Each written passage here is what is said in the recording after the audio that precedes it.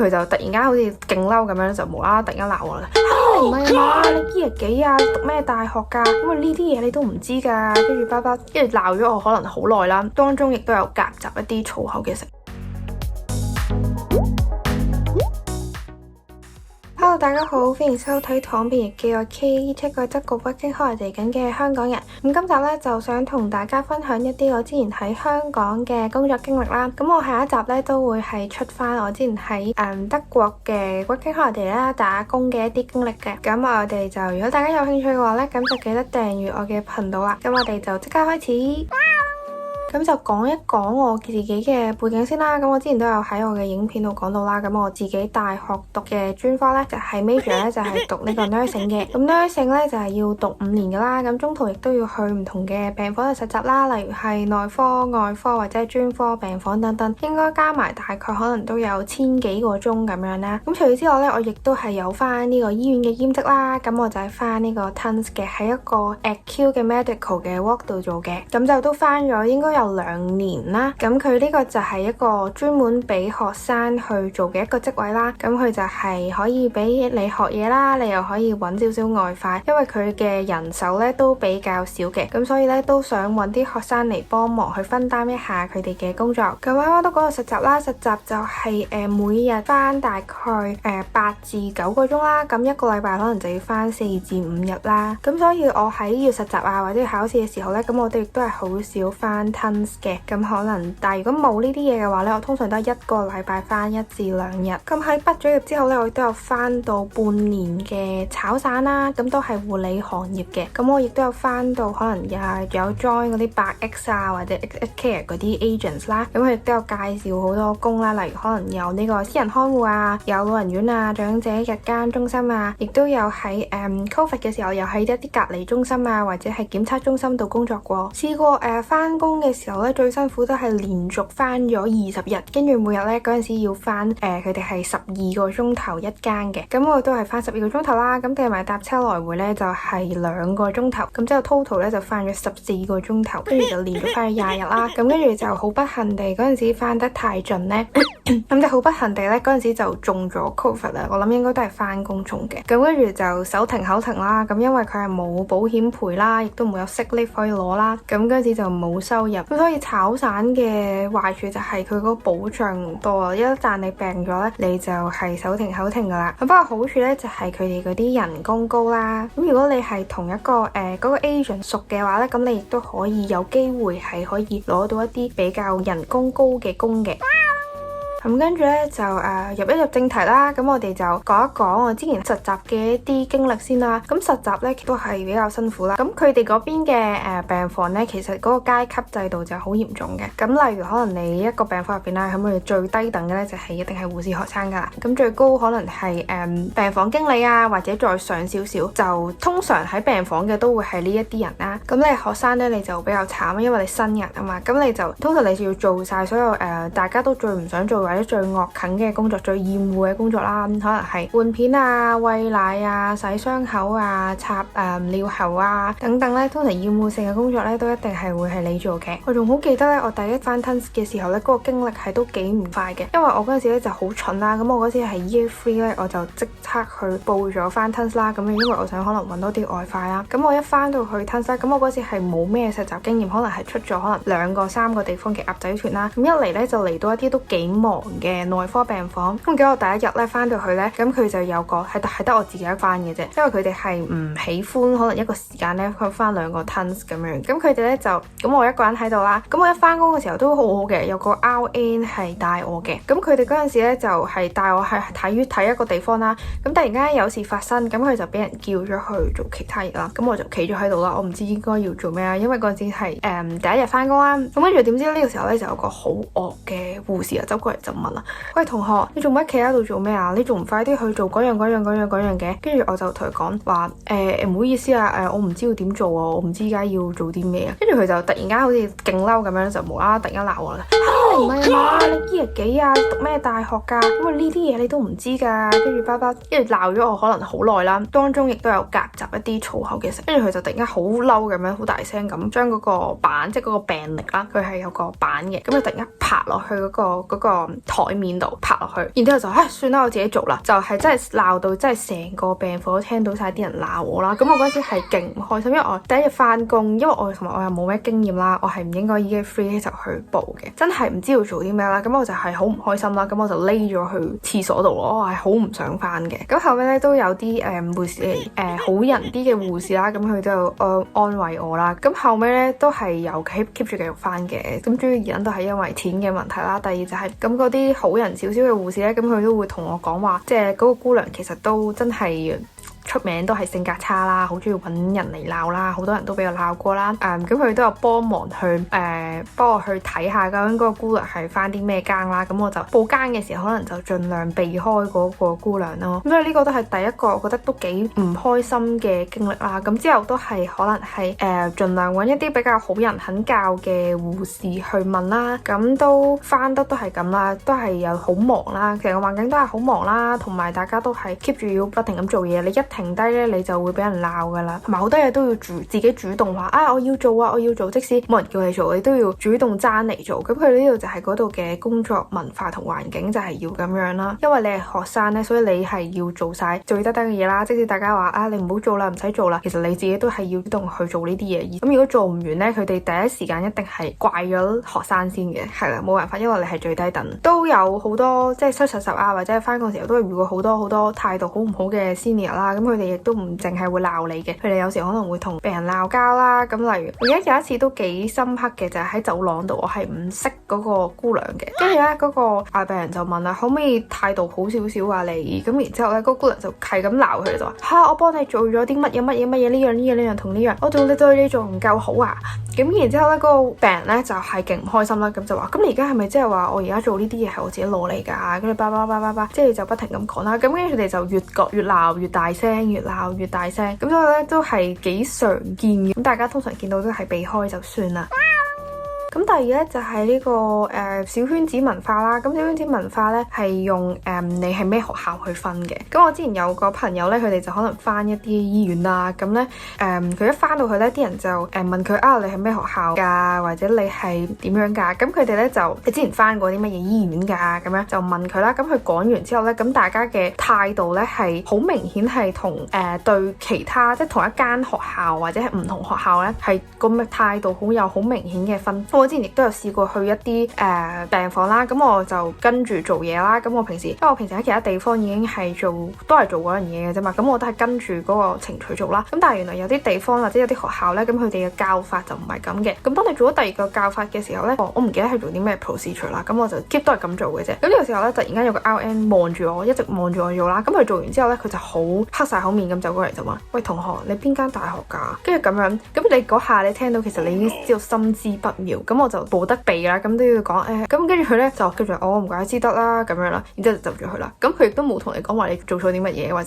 或者你係發生咗啲咩事做錯嘅，我唔知佢嗰個意圖係啲咩咯。跟住所以就都係可能你去到人哋一啲叫做人哋嘅地頭咧，咁你都係會比較難捱啦。同埋之後亦都有可能有去一啲私家醫院啦，咁佢哋亦都會有嗰啲叫咩俗稱嘅可能親生仔女啦。咁佢哋嗰班咧，即係佢哋同一間護士學校出身嘅，佢哋都係一齊玩嘅，其實都唔會好理你，甚至佢哋係直情係有時係會串你咯。咩大學喎，原來又係咁樣，即係佢哋又會講埋呢啲咁嘅說話串你啦。咁但係其實每個人嘅做嘢或者每個人係做成點，我覺得亦都唔一定係關佢哋係乜嘢大學或者佢哋讀書讀咗幾多事。咁所以咧就係冇辦法啦，就係你要出身或者你係咩地方畢業咧，都係會好影響你之後可能翻工啊，或者大家對你嘅 comment 啊，或者評價或者係態度。咁亦都可以講少少就係有好多即係血汗病房啦。咁我哋嗰陣時實習嘅血汗病房咧，咁佢就係好中意咧俾啲好差嘅更俾學生啦。咁我哋嗰陣時咧就係佢哋係知道有學生要嚟咯，咁佢哋就即刻咧就叫晒啲 HCA 啊，為你哋揀好邊日放假啦，呢個時候有學生啊，咁佢哋做埋你嗰份噶啦，你只要快啲去放假啦。咁然之後我哋就係我哋所有嘅事情咧都係要我哋做啦，即係你根本就冇機會冇時間去學或者去新嘅嘢。好多多時我記得有一次咧，嗰陣時就係個場好唔夠人啦，咁我哋就得一個 HCA 啦，咁嗰陣時就有個姑娘啦，咁就問我哋話同學呢個等陣咧就係有啲乜嘢可以睇喎，咁你會唔會有興趣想睇啊？咁我哋就當然就好啊，我想睇呢個，因為我哋都未睇過噶嘛，一啲程序啦。咁呢個時候咧，嗰個 HCA 咧就走過嚟就話啦，睇咩睇啊？佢哋走咗，咁邊個嚟幫我做嘢？邊個嚟幫我量血壓啊？就係咁啦。咁我哋嗰陣時通常大部分時間其實都係做佢哋嘅嘢。咁你話學到啲咩？唔係真係好學到啲乜嘢咯。咁亦都有啲血汗病房，佢哋就會有啲好奇怪嘅 OT culture 啦。咁佢哋嚟即係 OT 即係超時工作啦。咁佢哋咧就係如果大家夠鐘收工啦，佢哋係唔會主動講話我要收工啦，我夠鐘啦，我要走啦，係唔會嘅。佢哋係一定係 keep 住繼續做嘢啦。咁然之後咧，等到可能sister 咁樣就話你哋可以走啦，跟住佢哋先至會走嘅。咁好多時好彩嘅，可能就可以遲收1-2個鐘啦。真係唔好彩嘅，佢唔知可能心情好，我亦都唔清楚點解佢唔肯放你走嘅。咁佢就唔講話俾你走咧，咁你就真係喺度留到可能3個鐘都試過有，甚至可能佢哋係有次咧都係佢會走過嚟問我，喂，同學，你哋幾多點收工啊？咁我哋就照實答佢咯。你哋呢個鐘數收工啊？咁你而家即刻去幫我去送個病人去邊度啦？佢哋就係聽完你知道你幾多點收工，然之後咧佢哋係唔會叫你收工嘅，就係叫你繼續做，叫你繼續去做嘢啦。咁所以大家都係默默咁做啦，亦都唔敢反抗。咁呢個亦都係比較血汗咯。咁就亦都有好多好唔好嘅經歷啦。我哋都咁，我嗰陣有試過實習咧，就係因為我連踩10幾日，然之後咧我就係病咗啊！嗰陣時好似係瞓咗一晚嘅醫院啦，要去落急症室啦。之後咧亦都有幾次係要即刻真係好唔舒服啦，真係好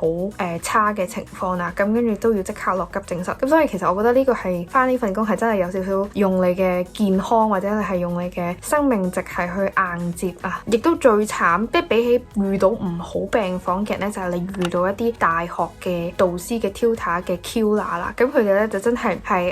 有時咧佢哋係會帶一啲學生出實習啦。咁就係由佢哋嚟定究竟學生係可唔可以喺嗰個病房度 pass 啦。咁佢哋有啲咧係，我覺得佢哋係有少少心理變態嘅。咁我哋嗰陣時都辛苦嘅，甚至可能大家覺得嗰個老師可能你俾人即係針對，或者佢真係覺得你唔得，你唔 OK 嘅。咁佢哋咧可能你翻完實習，你翻咗8-9個鐘 OK， 你翻完朝早啦，咁佢下晝咧依然 keep 住叫你去練習啦，去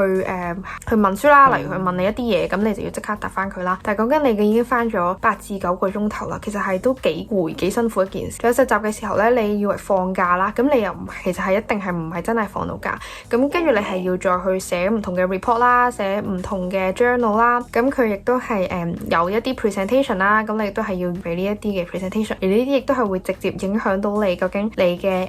實習啊係會合唔合格嘅。咁所以咧，我嗰陣時都係真係壓力大啦，壓力好大啦，因為嗰陣時個環境其實好惡劣啦。咁跟住再加埋你根本你放假你都冇得唞，咁所以都病咗入咗醫院啦。跟住我記得我嗰陣時病咗入咗醫院啦，因為我成日都病嘅，我身體真係唔好。喺急症室度等，跟住我就聽到一個電話，咁嗰個電話就係個導師打過嚟，嗰個調太打過嚟，跟住佢就即刻就一句咧就話啦：你唔係啊嘛，你又病啊？跟住咁樣用咁樣，跟住我聽到我係唔好意思啊，我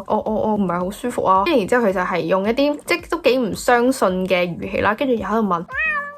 咁我亦都有一次係都幾令我印象深刻，即係佢唔係發生咗一啲好大件事嘅，但係我係一直心入邊我都會諗起呢件事啦。就係有一次咧，即係大家都知道醫院嘅工作環境係好惡劣噶啦，好高壓噶啦。咁我哋嗰陣時其實係真係成日都係唔夠病床啦，唔夠位啦。咁嗰陣時其實就好多床拍床啦，咁亦都有啲摺床咁樣嘅嘢啦。咁所以你根本其實你係冇辦法係有足夠嘅位置。咁我記得有一次咧，就係嗰個病房又係爆咗啦。咁然後咧有個都年輕嘅女性嘅，我諗可能20-30歲嘅女性啦。然之後咧，跟住佢就突然間爆喊。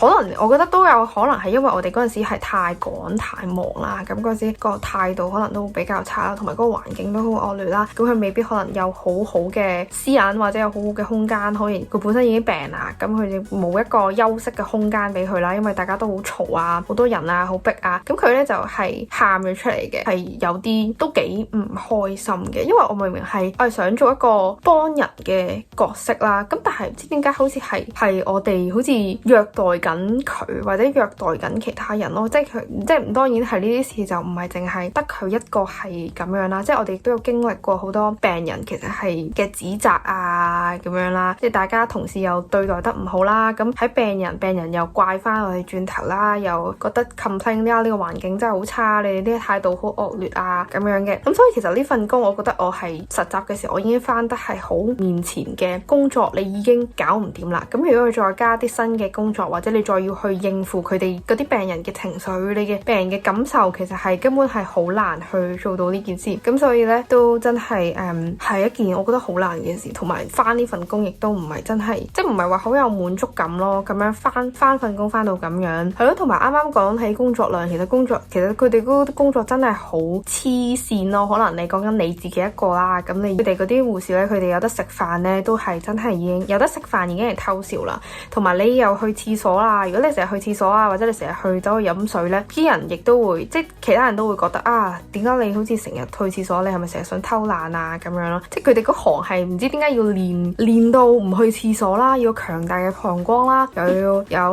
要唔可以口渴啦，又唔可以飲水啦，咁所以其實都唔係話唔辛苦，仲有可能我哋翻 A 呢，即係我哋6點半翻到好似係2點3啊2點半呢，佢哋呢係得一餐食早餐嘅啫喎，即係可能我哋8點鐘咁樣啦，食咗早餐啦，咁然之後我哋就要頂到2點幾啦，咁可能如果你有時要可能 OT 或者佢有時未必肯放你走呢，咁你可能3、4點、4、5點呢，你先有得走，咁即係話你喺6點鐘去到4、5點呢一段時間呢，你就只係食咗一餐，仲要係朝早嘅時候食，咁所以呢，你翻到屋企呢，其實你係一定即係你收工一定係飽食嘅，咁你嗰個食嘢嗰個時間呢，亦都係完全亂晒啦，同埋係翻到去呢，你不停咁食啦，因為你覺得好肚餓，你不停咁食，跟住你好攰，你又即刻瞓覺呢，亦都可能係對個胃係好唔好，所以我成日都會有腸胃唔舒服啦，受腸胃胃痛啦，同埋嗰陣時亦都要食一啲止痛藥啦，因為你翻工嗰個體力勞動都好犀利，你要洗傷口啊，你可能一個人你要去搬一個可能好重嘅病人啦，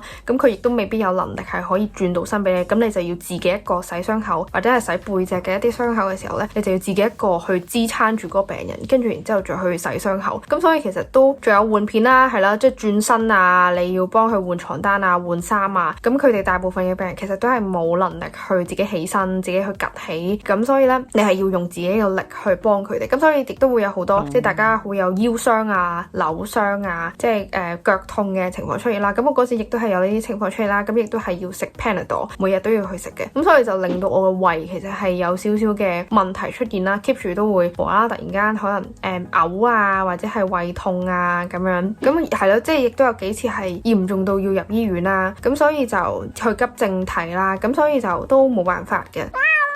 咁講完呢個實習嘅一啲經歷啦，咁可能大家都會覺得啊，咁你返炒散咁會唔會更加開心呢？咁我覺得炒散就係好睇你嗰份工究竟你今晚去到嗰份工或者你嗰個客人，因為有啲可能客人呢，我有做一啲私家空，咁佢哋就覺得啊，我俾咗錢你，其實你係應該要洗到你盡嘅，咁佢哋可能有試過摺毛巾，試過洗碗，1個鐘換1次片，再大家幫佢抽痰啦，幫佢抹身啦，佢唔食湯渣，咁佢就叫我幫佢撩湯渣咯，再加幫佢做好多其他額外嘢啦，咁所以我覺得都係睇人嘅，即係我覺得都係睇人嘅，咁有啲都係好好嘅客人嘅，咁跟住就講多少少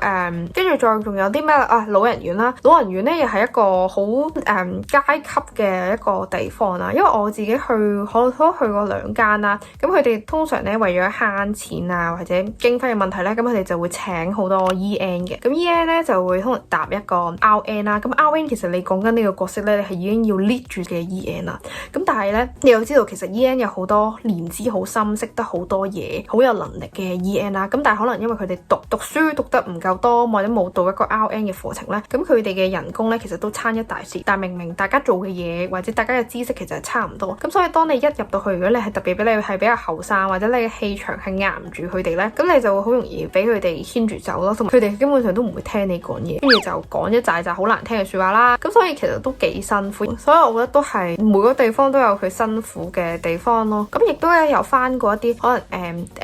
檢測中心啊，檢測中心咧更加更加呢個恐怖。佢哋咧係就唔係講緊返工，而係講人同人之間嘅關係。咁佢哋通常更咧就係自由接嘅，就同 agent 講啊，呢個時候我返到，咁 agents 咧再根據有幾多個報啊，或者佢有幾多間喺手咧，就再分俾其他人嘅。咁當然你分間咧，有啲人係同個 agents 係一定係好關係啲嘅，因為自然會分到啲靚啲或者係多啲嘅間啦。咁另外啲人咧就會分得少啲。咁所以咧呢個時候咧就係啦，就有分配唔勻嘅情況出現啦。大家咧都會為咗想揾多啲錢啊，想去攞多啲嘅間咧，咁佢哋都會不擇手段。試過有聽過就係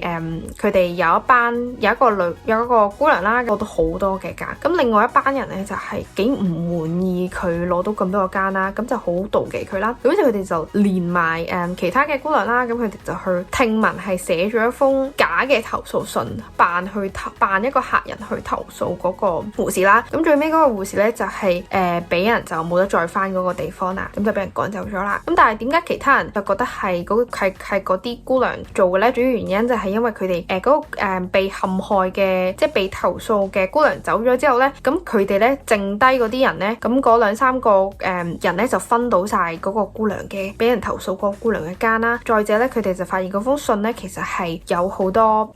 好專業嘅術語啦，基本上行外人咧係唔會知道嘅。咁但係咧就出現咗好多專業嘅術語啦。咁佢哋就覺得啊，應該都係護士，應該都係行內人去寫呢封信去投訴嘅。咁除此之外，我亦都有一次係被佢哋盯上過啦。咁但係好彩咧，嗰個即係總之就係我都有一段時間係翻得幾多嘅。咁佢哋咧知道我翻得好多之後咧，咁佢哋就係真係我做嘢嘅時候咧，佢哋係真係會望住我啦，睇下我有咩出錯啦。咁有啲咩出錯之後咧，就喺背後打我嘅小報告啦。咁然之後點解我會知道咧？就係因為當時嗰個主管咧，咁佢哋佢係都幾好人嘅。咁佢哋偷偷地就提我啦，就話啊，你要小心啲啊，你俾人 mark 實咗啦，你做嘢嘅時候就你可能翻出邊其他嘅工咧，可能你做嘢唔係最辛苦，係人際關係，你要小心呢一啲人，其實先係最辛苦。咁所以咧，其實呢份工我覺得都係有好有唔好啦。大家其實實際上承受嘅身體啊同埋心理上嘅壓力咧，大家都係冇得去補償翻嘅。咁所以最尾咧，其實我自己都發現我嘅身體其實係頂唔順啦，一嚟啦，另外我去到其他嘅炒散，其實我發現嗰個人際嘅關係啊，或者你要對付呢啲人啊，其實都係好辛苦。咁後尾就跟住就過咗嚟呢邊德國啦。咁德國我就係翻一間診所嘅一個nurse assistant 啦。咁我之後下一期咧，即係下一集都可以分享少少一啲我觀察到嘅德國嘅工作文化俾大家啦。咁如果大家都有興趣嘅話咧，咁就記得訂閱我嘅頻道啦。咁今集嘅躺平日記咧就嚟到呢度啦。咁呢個以上咧全部都係我一啲我嘅個人嘅經歷啦。咁我亦都有啲係朋友啦，完護士之後咧，佢哋都選擇唔再去做護士呢行啦。地方咧，大家見到其實佢哋嘅人工好高，可能 RN 你 fresh grad， 佢哋冇要求啲乜嘢，你就有4萬蚊咁樣咧。大家其實都係，我覺得呢啲真係要小心咯。你諗下出到呢個價位，其實都冇咩人翻，都係好唔夠人。你又知道其實入邊嘅環境係，即係可以估到入邊嘅環境係點樣噶咯，係咯。咁呢個就係我個人經歷啦，或者係我觀察到，或者我好多其實都係聽翻嚟。咁大家可能聽下就算啦。咁我哋就下一集再見。如果你中意呢條影片嘅話咧，亦都可以 like、comment 同埋 share。咁就下一集再見啦，拜拜。Hello， 大家好。咁我咧就啱啱睇完我剪嗰條片啦，咁我亦都有啲嘢想補充一下啦。因為我喺條片其實講到好多遇到啲唔好嘅人啊，或者有好多唔好嘅事發生啊。咁其實咧我都想補充翻，其實我做呢行咧，亦都有遇過啲好好嘅人啦，好好嘅 sister， 好好嘅阿爺。我之前翻 Tons 咧，雖然佢有個唔係幾好嘅姑娘喺度，咁但係佢哋嗰啲阿爺啊 sister 咧，亦都係好肯教啦，好肯幫助，好肯俾機會我哋去做啦。例如可能佢亦都會請我哋飲珍珠奶茶，請我哋食下午茶。咁我亦都係翻工翻好開心嘅。咁亦都係有啲病房佢哋嘅姑娘，咁可能病房真係唔夠人啦，咁佢哋放緊 AL 咧都會衝翻嚟幫手，所以我亦都係好 respect 佢哋啦。咁亦都係好多謝佢哋啦。同埋我喺德國翻工嘅時候咧，我亦都係因為有呢啲喺呢啲 acute work 工作嘅經歷啦，咁所以我做嘢嘅時候呢，做一啲 skills 嘅時候呢，亦都會容易啲上手啦。例如可能係開藥啊、上水啊、駁一啲儀器，咁嗰度嘅姑娘呢都有話我係做得好快手嘅。咁我喺德國嘅嗰邊嗰個老闆呢，咁佢都好中意我啦，好希望我繼續留低啦。咁我亦都好想喺嗰邊繼續做嘅。咁但係可能因為簽證嘅問題，咁就比較麻煩啦。咁就未必可以即刻就做嘢，一定要等齊一啲文件啊，等齊一啲簽證啊，咁樣先至可以繼續做嘅。咁所以我覺得呢啲嘅經歷，即係呢啲工作嘅經歷咧，雖然係辛苦，咁但係都係有價值嘅。又或者我之前去嗰個檢測中心啦，咁可能講到啲人喂好勾心鬥角啊，咁但係其實我都有好多好互助嘅人啦。例如我哋嗰陣時係着要 full PPE 啦，咁跟住嗰個場咧又係冇冷氣嘅室外場嚟嘅，咁一中午咧嗰個陽光曬落嚟咧就超級熱，好似一個蒸爐咁樣啦。咁佢哋咧嗰啲護士都好好啦，咁佢又會主動咧就話大家就可能要早啲翻嚟，咁我哋又可以早啲去休息，咁我哋又會早啲翻嚟啦，咁佢哋又可以早啲去休息，咁係一個循環，大家都係好互相幫助嘅。只不過可能唔好嘅事或者唔好嘅人，可能有好多時候會佔大多數。總括而言咧，其實我都係想喺呢一行發展啦。只不過香港可能未必係一個想作為一個開始嘅地方啦，因為我自己都想去見識一下唔同嘅地方，見識一下唔同嘅醫院，見識一下唔同嘅系統，睇下佢哋係點樣運作嘅。咁所以我覺得即係無論係以前嘅經歷啦，或者係依家喺呢邊工作經歷咧，對於我嚟講都係好寶貴啦，亦都係對於我嚟講係好幫助到我嘅個人嘅發展啦。我嘅抗壓能力咧，亦都係因為呢啲事高咗好多嘅。咁所以就係咯，咁呢個就係我想講嘅嘢啦。咁就都多謝翻晒以前幫過我或者教過我嘅姑娘啦、阿 Sir 啦、Sister 啦，或者係阿爺嘅。咁就係啦，就係咁啦，拜拜。